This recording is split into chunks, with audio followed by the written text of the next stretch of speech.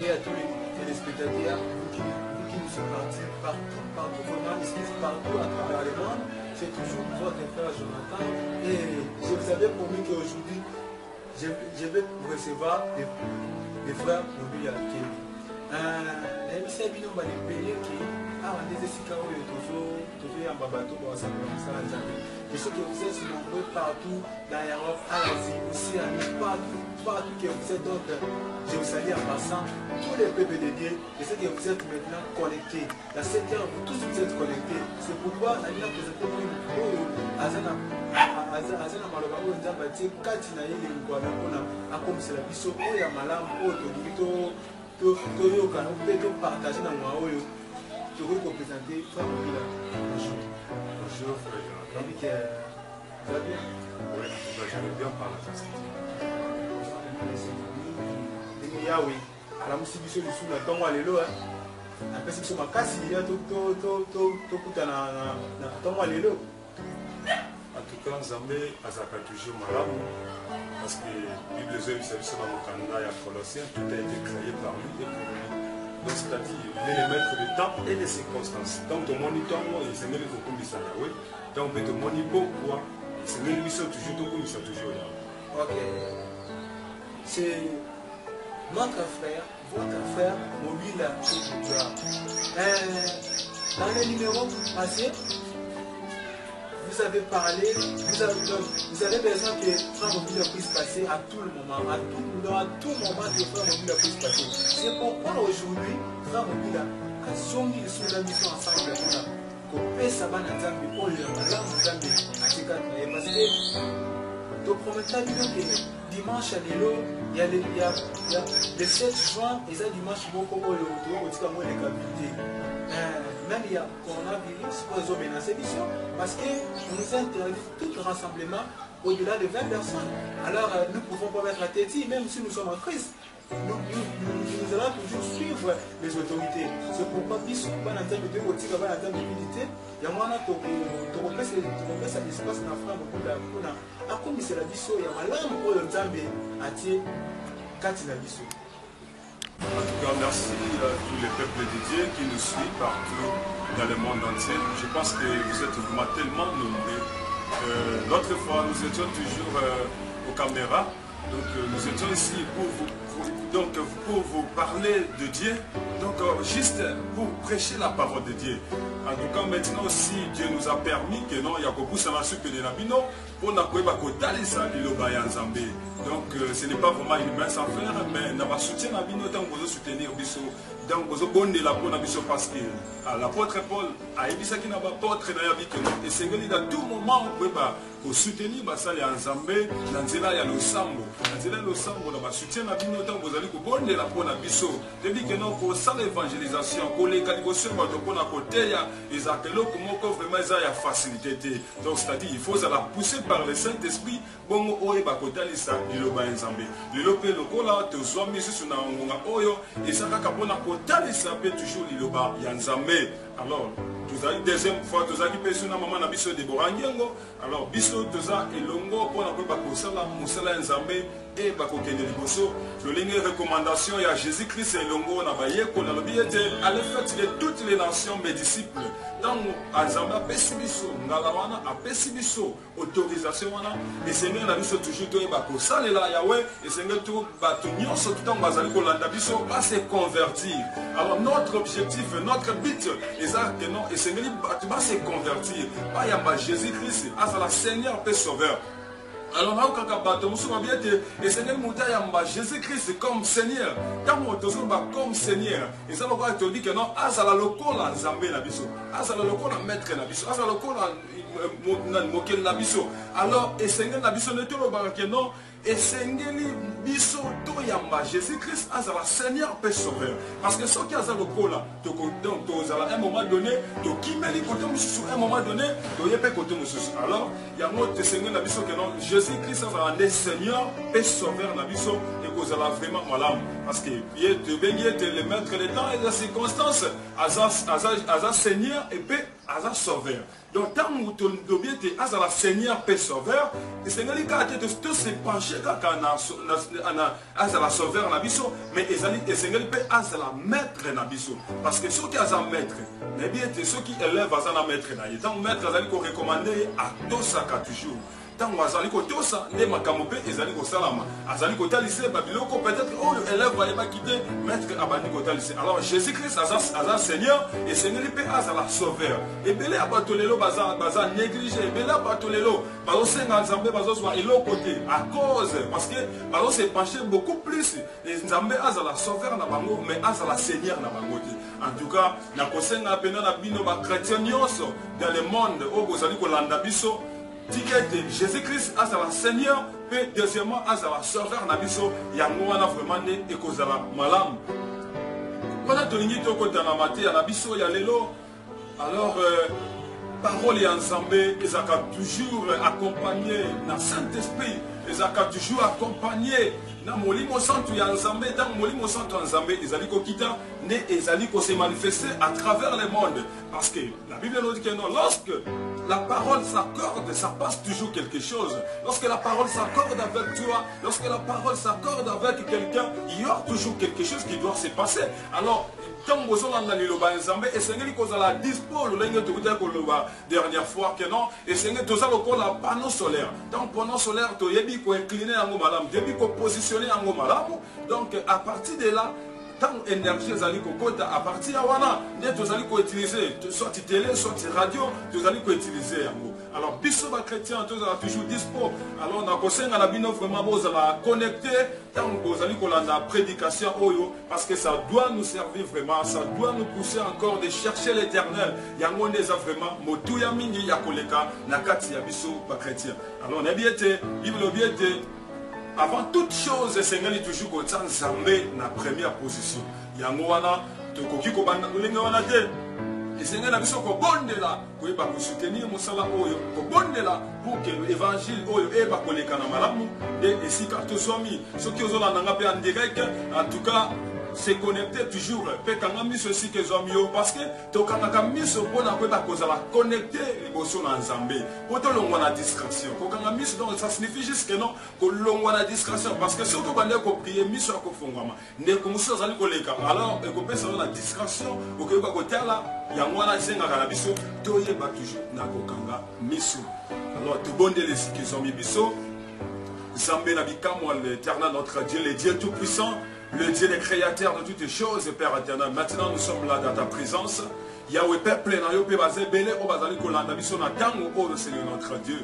Tika ete puissance na yo e ba ko se manifester à travers cette parole qui doit sortir maintenant, Seigneur notre Dieu. Pa maté na nzela liloba na yo nde batu bazala connecté. Na nzela liloba na yo nde batu bazwa lobiko na nzela liloba na yo nde batu babika na nzela parole na yo Père éternel. Je ne veux pas que cette parole ezakaka parole ya mo pepe kaka ele kana pamba Dieu, mais kasi batu bazala connecté par cette parole Yahweh na bika natiki bato nyonso na kabi mama na biso Deborah Ngengo wazali pe ko soutenir biso na losambo na maboko na yo Zambe tika ete yonde ozala na biso longo obanda na biso ne bande pe kito na suka pamba te c'est toi qui es alpha et l'oméga zalaka kanzambe to boneli bongo par le nom puissant de Jésus et nous disons amen.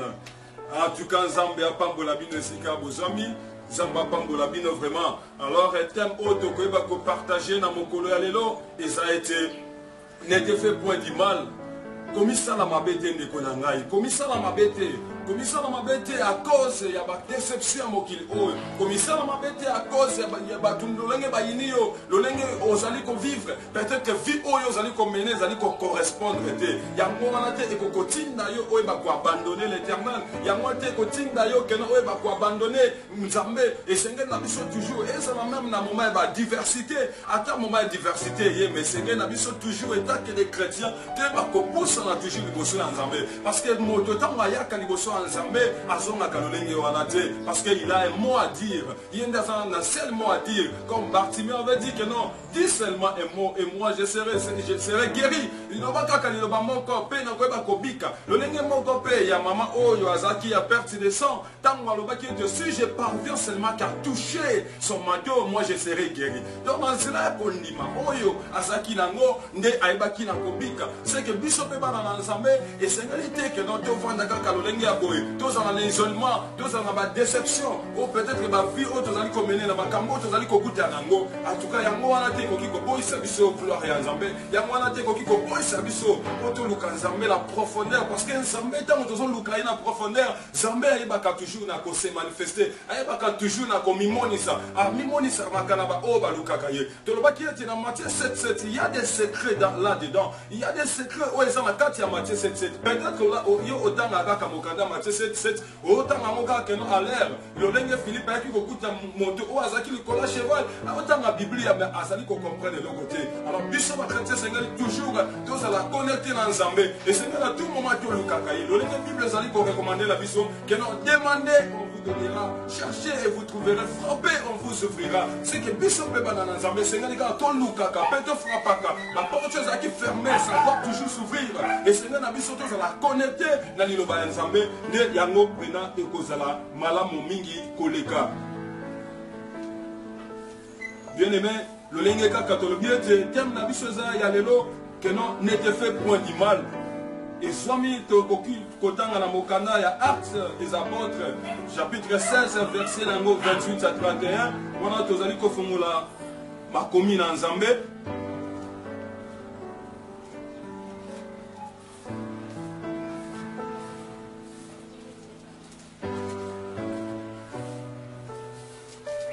Nous allons pour fongola makomi na nzambe totangi par le nom du Seigneur. Mokanda na Actes des Apôtres chapitre 16 verset 28 à 31. La Bible nous dit ceci. Je lis par le nom du Seigneur. Mais Paul cria d'une voix forte, ne te fais point de mal. Oui, et si katem na biso de pena ezwami yango wana. Na mokanda Actes des Apôtres verset nango Actes des Apôtres 16 verset nango 28. La Bible nous dit ceci, mais Paul cria d'une voix forte, ne te fais point de mal. Ne te fais point du mal, mon cher. Ne te fais point du mal à cause des choses de ce monde. Ne te fais point du mal. Je continue la lecture. Nous sommes tous ici. Alors le joaillier ayant demandé de la lumière, entra précipitamment et se jeta tout tremblant aux pieds de Paul et de Silas. Il les fit sortir et dit, Seigneur, que faut-il que je fasse pour être sauvé? Oui, voilà, motoana wazaki gardien ya prison. Tant à mon yété, c'est ça qui a confondu. Je pense que vous avez déjà la lecture. Peut-être que vous comprenez que tant gardien oyo ya prison atali ko Paul na Silas babande ko bondela. Na nzela louange, na nzela ya prière. Ba porte ya oyo ya ki ya prison et bi na ko fongwama. Tant ba porte ya prison fongwami alingami bomba, alingami salama be à cause parce qu'il a dit que non, ceux qui n'a dit qui peut-être que bateau ndenge ba bimi déjà boye et ko salela nga problème. Bateau ndenge ba kimi boye ko salela nga problème. Mais ayaki na suka koyeba ko comprendre bien te esenga na ngala sala nini pona bikisama. Esenga na osala nini pende ko na ngai ozali kolanda ngai. Paul et Silas répondirent, crois au Seigneur Jésus. Amen. Et tu seras sauvé, toi et ta famille. Bien aimé, ce qu'il est là, il y a un numéro, il y a soit dans mon continent, mon bikisna yo, il y a yo au cause de la sauver. Puis il faut dans yo et quoi cause de la sauver. Il faut dans yo quoi cause de la sauver. La déception ils ont comme là yo, yangwana te koki ko boisa yo maloba nzambe, yangwana te koki ko kindisa yo e comme loin ya nzambe, yangwana te koki ko boisa yo parole ya nzambe parce que lelo belé ba to manda ko sambela. Olo bien tété, tellement que na senga ki nzambe eloko ko apesinga yango te.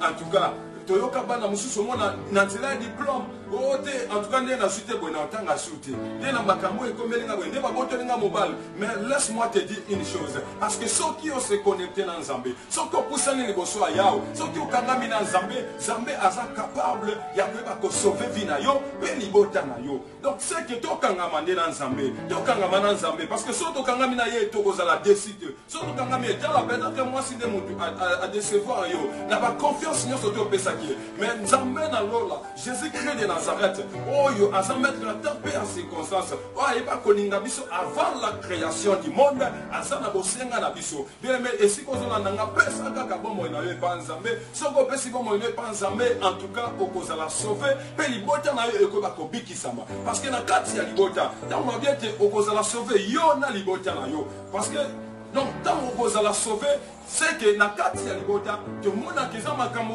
mosusu oyo epesa badéception na kati ya bomoi ya bato, oyo epesa badéception na kati ya bavi ya bato. Mais ngai nazo encourage yo oluka Nzambe na lolenge ya bosolo, oluka Nzambe na profondeur, parce que akoyeba kaka kose manifester.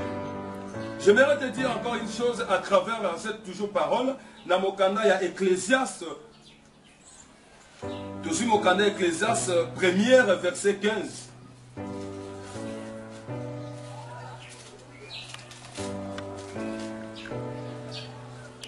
Totangi na mokanda ya livre ya Ecclésiaste chapitre 1er verset 15.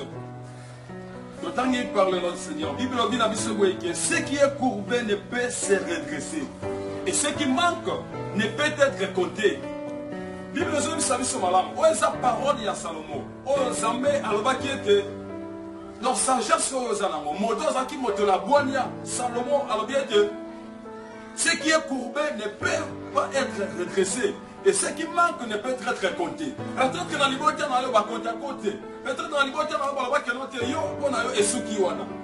Mais nous avons dit que nous avons zéla ya Yesu Masia. Ce qu'on dit, c'est le Seigneur peut sauver na yo. En tout cas, au kosuka lolengo wanate vie na yo ekoyeba ko changer. Parce que toyoka na kati ya ba mabota mususu mutu ko anda ko négliger na kati ya libota. Mutu ko anda ko bwakisa. Mais ye wana ayeba ka kozala kaka pierre angulaire. Libanga oyo ba bwakisa kite, libanga oyo ba ebaki ko tongela na ndako, libanga oyo ebaki ko sala fondement ezande kaka Yesu Masia. Ye na pesa ka position ya ko la tout temps na lobaka et Seigneur na biso to changer ba position na biso et Nzambe a ko changer ba situation na biso yango wana vraiment est important yango to tant to tanga makomi ya Nzambe et donc il faut to kota kana vraiment la profondeur, il faut to mi kota vraiment la kati ya profondeur parce que Bible bien te ce qui est courbé ne peut pas être redressé. Tout le monde peut être dans ce qui vous soit là, ou bien tu suis zété moko songolo. Tu sens le logo la kokumba.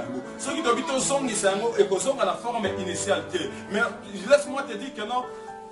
Et le coup est impossible devant les hommes, mais impossible devant Dieu. Et à moi, on est. Et Seigneur, tu poses dans les boissons en Zambé, Yango et Kozala vraiment très très important. Tu suis sur la Mokandaga Kayalik, chapitre 13, verset 11 à 13. On a la télévision, il y a l'Isoro, il y a Monsi Azaki courbé pendant 18 ans. Azaki n'a conquis au Benguiete. Donc, nous Azaki n'a conquis. Alors, Abandé a s'est redressé. Mais le jour où il s'est rencontré avec Jésus-Christ, Jésus-Christ savait pas qu'il n'a qu'à Simbaye. La Bible nous dit que non, il se met debout à l'instant même. Elle se mettait debout à l'instant même. Donc, tant qu'on a écouté Yesu Masia, en tout cas, Vinaï et Baki ko changer. Parce que Jésus-Christ a un mot à dire dans ta vie. Jésus-Christ a un mot à dire devant ta famille. Jésus-Christ a un mot à dire pour que Vinaï Baki changer. Et Seigneur, il y a Yesu Masia, est capable. Il y a que sauvegarder ma vie. Il y a tout le temps que non. Peut-être qu'on a décidé. Makambozo comme la yo. Makambozo comme la vie na yo. Peut-être que moi, si on balana kanaye, au cancer que non, moi, si on cause appel à Kati à vie na yo. Nous balons balana kinaye, au cancer que non, à ça, mon bali à vie na yo. Mais le contraire, tel a le lot, makambo, comme il consibir, tel a le lot, peut-être qu'on se bat, tout ça qui va toli, au capitolité, et c'est un la salle à chemin en gagne. Et c'est un la bakola, la zela en gagne. Non, là, où est sa Kati à monter, manangamoko, la salle à chona, et bien les tomona,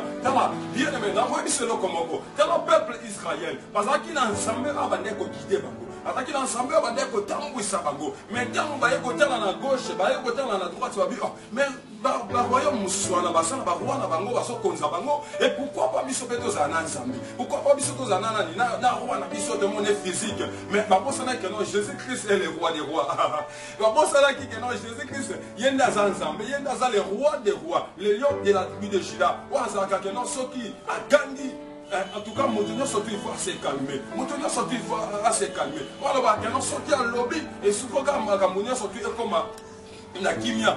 Alors, nana yo, et c'est ne to pousse na liboso à Yesu Masia. Et c'est ne to kangama na yelongo, ya koti kabisote, akoba ko kango na biso, akoba ko délivrer biso, malgré nos péchés, malgré tout que nos autres aliko ça les aliko se pelisayete. Mais Zambé alors, il y a le bien à 2 Chroniques 7:14, quand le peuple simuki et pousse na liboso na et reconnaître ma bena bango, quand bazo fuka makobonde la, Zamba za capable, mais juste mais fidèle, ya koba koni alors, biso, et c'est toujours tout le caca en Zambé, et c'est toujours tout pousse en liboso en Zambé, et c'est toujours tout kangamana yelongo, et c'est toujours tout ebaka ko pousse en liboso na ye, pour y aza capable, yakoba ko délivrer biso. Attaque aux Zamnan, yala bato bazaki na Jonas na kati ya masuwa, ba ebaki na komi tout na qui nous attire ces malheurs. Peut-être comme si ba malheur yozo mona, o mi tout na kangote, que non malheur on a moné utawa, tala mon être fina yo ya bolenge. Est-ce que même c'est pourquoi que la Bible ne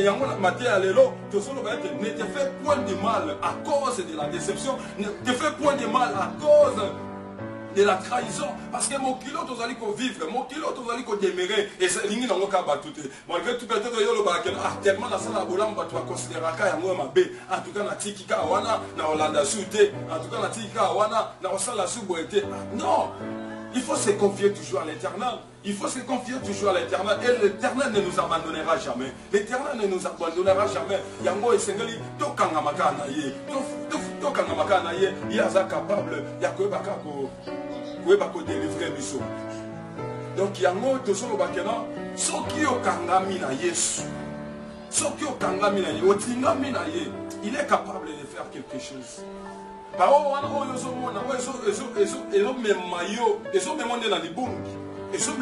pour que yo obosana que non Zambé aza capable ya ko délivrer vie na yo. Donc aux opposés na makambo wana nyoso te yo tia confiance na yo, tia likia na yo pa Zambé, ben Zambé aza capable ya ko délivrer vie na yo. Aza capable ya ko kambola libota na yo, aza capable ya ko kambola ba vie na biso nyoso tout. Donc tous se confier à l'Éternel, tous se confier. Yo mon peut-être noté. Et ce sont des choses que moi j'appelle que non des racines amères. Ce qui moussissa oya bololo, moussissa oyo et ont produit et l'eau comme côté. Moussissa ont produit et l'eau comme côté. Yango et kosamala mouté. Alors yango na sengi na bino vraiment. Je sais très bien que non vous étiez vraiment nombreux de nous suivre partout là. Toti kanzambete. Commissaire m'a bêté à cause de ma kamamokilio, commissaire m'a bêté à cause de la trahison, mais jamais à côté kabisote, à côté toujours, n'a pas soutenir biso. En tout cas, ça.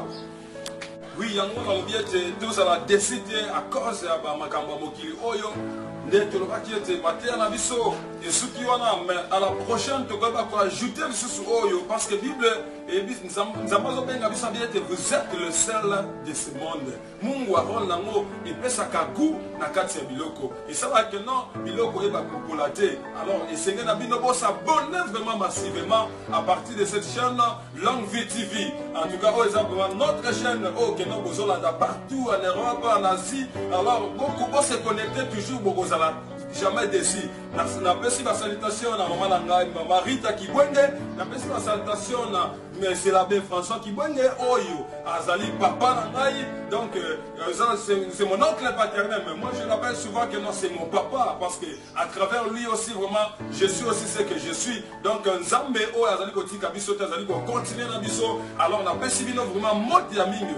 Na saluer sous na pesi sous la salutation mingi na maman Nangai Antoinette Kibwenge, Oaza na Belgique. Je salue aussi mon oncle Dixon Kibwenge, Oaza toujours en Belgique. Je salue mon grand frère Lilo Miango Junior. Donc bon s'abonner toujours na kati ya Longue Vie TV. Vous n'allez jamais déçu. C'est votre frère Gloire Mobile. En tout cas, suivez cette chaîne. Vous ne serez jamais déçu. Vous ne serez jamais déçu. Ciao. Il vous a belé à la commentaire vraiment comme tel les parce que l'homme de Dieu biso makamose belé comme ça la mabete. Comme ça la mabete, tout bazo mécanicien na ça parce que suki na ye azo misala mabeka si comme ça la mabete. Ya mwana to pesi vraiment merci na bato ba pesi biso espace en qualité. Oh ba ndimi ko kotika espace na bango koto sala musala o koto lobela nzambe na pesi mbote na ngai belé donc na papa Jean Thierry oyo andigné to telema koto sala musala na mama Elodie oyo bapesaki biso kuma espace kwa kitoko donc napesi mbote na bana nzambe nyonso napesi mbote na couple nyati oyo bozo encourager biso ebele Solange Mambu papa Patrick nyati oyo bozo encourager biso ebele napesi mpe mbote na nga na couple Iwidi oyo donc napesi bino mbote ebele napesi mama Odette mbote papa Berger mbote sans boza napesi bino mbote napesi mbote na bana nzambe nyonso napesi mbote na frère mobila oyo aza pembeni na biso oyo azondima kopesa mpe temps na ye bakomisa oyo bana nzambe bazo yango poso donc frère mobila nzambe azosebele epa na yo donc eza kuma malamu ya kokomaka liboso bana nzambe mpona kokomisaka oyo nzambe azotia na kati na yo tikate nzambe apambola oyo. Ok, la sima caméra, la technique pour Matoraki, la plus belle qui les frères de Jésus. Au domaine de les frères de Jésus. Ou à simi technique pour Moussala Nzambe qui est bozo. La pessi mote na yo, la pessi mote na couple Makaya. Ama bilongo boba Charlotte non qui ba mote na ya trop papa Makaya ba mote na ya trop. La pessi sous mote na bateau bazo soutenir biso. Faut te fortifier ba mo pour na ba soutenir biso Makaya. La pessi mote na maman Esther, Solange, nous avons à Paris, maman Elisabeth, pour vous soutenir biso. La pessi na pasteur ngala mulu meotiniel na pasteur matondo na bakoise nyonso ya dragon na moni kuna dete disons parfois akadria mbenza Pierrot dans la pesi parfois ba docteur ba cancer mbizi boze pele kuna o bozo pesa biso ba conseil boze pele vraiment la pesi moti na ridi sita o na tongo abongisa ki moi chosi pour na sala musala nzambe donc la pesi ba mbote pele la pesi su mbote na bado na batebe na pesi mbote na sœur na nga adasa na pesi mbote na ba Jesmi ba nyonso o ba pesi biso ba félicitations o bazo ndima musala o biso tozo sala pona le coup nzambe na pesi mbote pe na Plamedi Kwati o nyonso apesi biso ba soutien na ye poto sala musala oyo bana nzambe nyonso esika boza mbote na bino e na bosani te bana nzambe nyonso babotama na mois de juin. Joyeux anniversaire na bino iko na nga moko. Je me souhaite d'abord joyeux anniversaire na nga moko donc bana nzambe nyonso na pesi bino mbote pour continuer programme ezana s'abonnez-vous massivement na internet na wapi